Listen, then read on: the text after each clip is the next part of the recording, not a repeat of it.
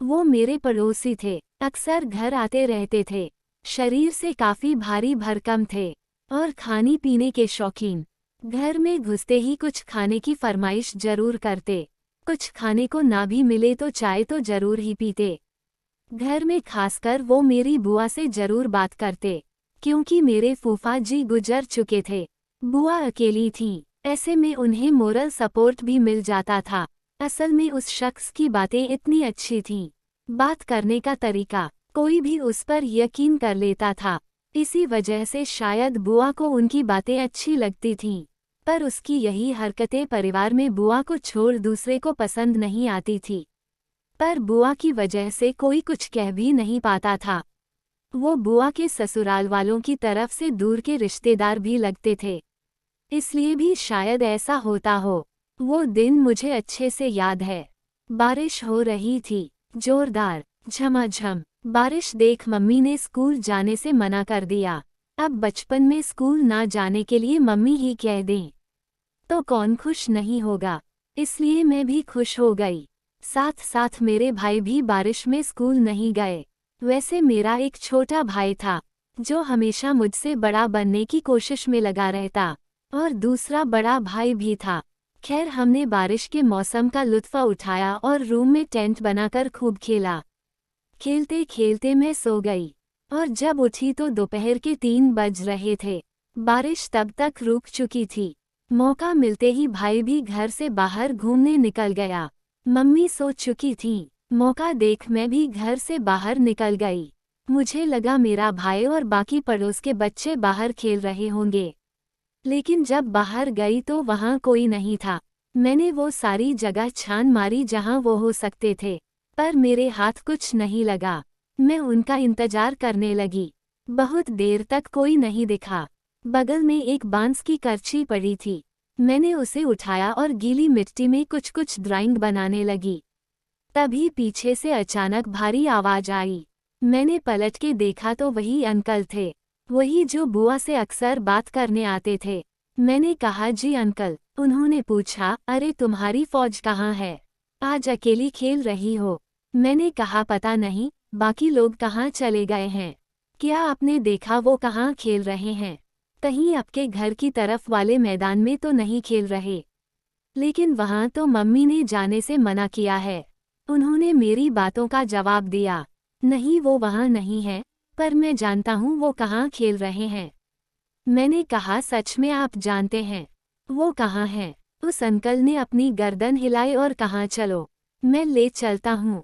पर मैंने मना कर दिया। मेरे घर के बगल में एक दुकान थी, वो अंकल वहीं जाकर बैठ गए। दुकान वाले से कुछ बात करने लगे।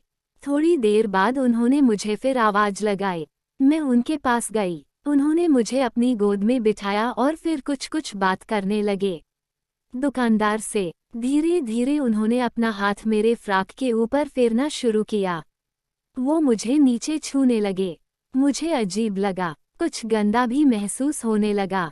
मैंने थोड़ा तेजी से पैर हिलाया, फिर वे संभल गए। मैं उनसे खुद को छुड़ाने की कोशिश करने लगी, पर उन्होंने मुझे जाने नहीं दिया।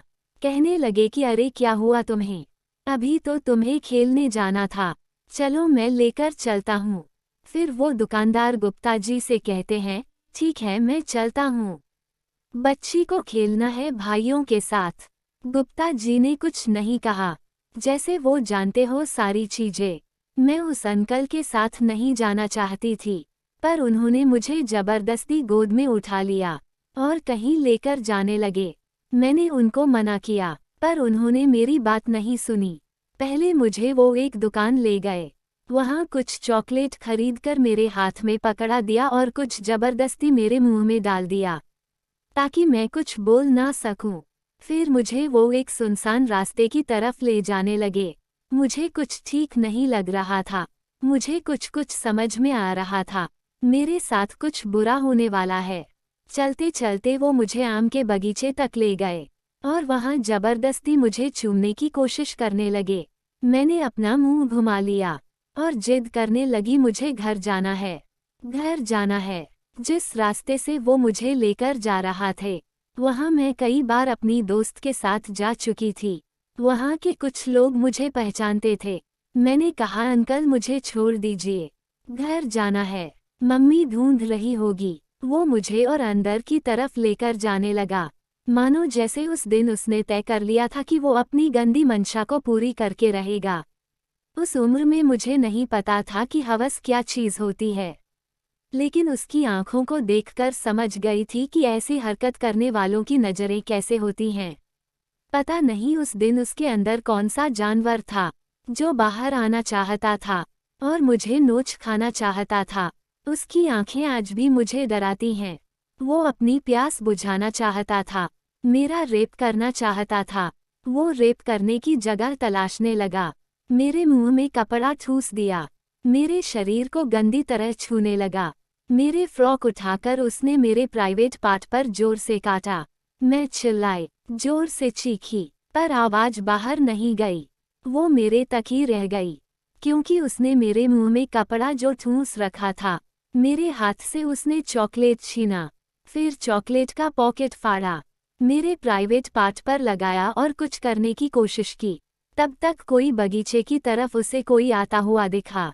उसने मुझे छोड़ दिया, मेरे मुंह से कपड़ा भी निकाल दिया और मेरे आंसू पोंछ दिए। मुझे गोद में उठाया और आगे ले जाकर छोड़ दिया।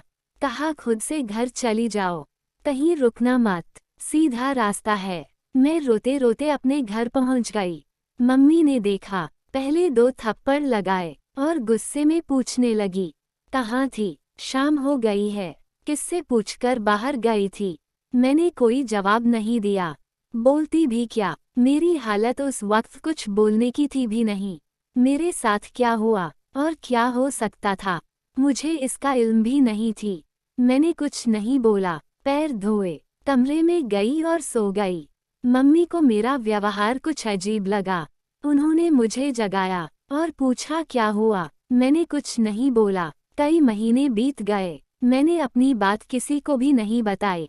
मेरे साथ क्या हुआ है, मैं किस चीज़ से गुजर रही हूँ, मैं क्या महसूस करती हूँ। हर रोज किसी दर्द से गुजर रही हूँ। क्या मेरी उम्र इतनी थी कि मैं दर्द को छुपा पाती? सिर्फ 8 साल की थी, सिर्फ 8 साल। क्या सच में बता पाना इतना मुश्किल होता है? बचपन में ही मैंने कैसे ये तय कर लिया कि मेरे साथ जो हुआ उसमें मेरी गलती थी, मेरे साथ बिल्कुल ठीक हुआ। और उस घटना के बाद मुझे लगता था मैं एक गंदी लड़की हूँ। ये गंदी लड़की क्या होती है? ये सब मेरे दिमाग में आया कहाँ से? मैं 14 सालों से इस हादसे को अपनी अंदर क्यों दबाए हूँ? मैंने कभी किसी को बताया क्यों नहीं? या शायद मैंने बताया, पर किसी ने समझा नहीं। मैं ये दावे के साथ कह सकती हूँ कि मुझ जैसी ऐसी 1000 लड़कियाँ हैं जो खुद को अपने साथ हुई प्रताड़ना का शिकार मानती हैं। उस बात को 14 साल बीत चुके हैं, पर खुद को कैसे समझाऊं जो हुआ उसे भूल जाओ। क्या भूलने से सब ठीक हो जाएगा?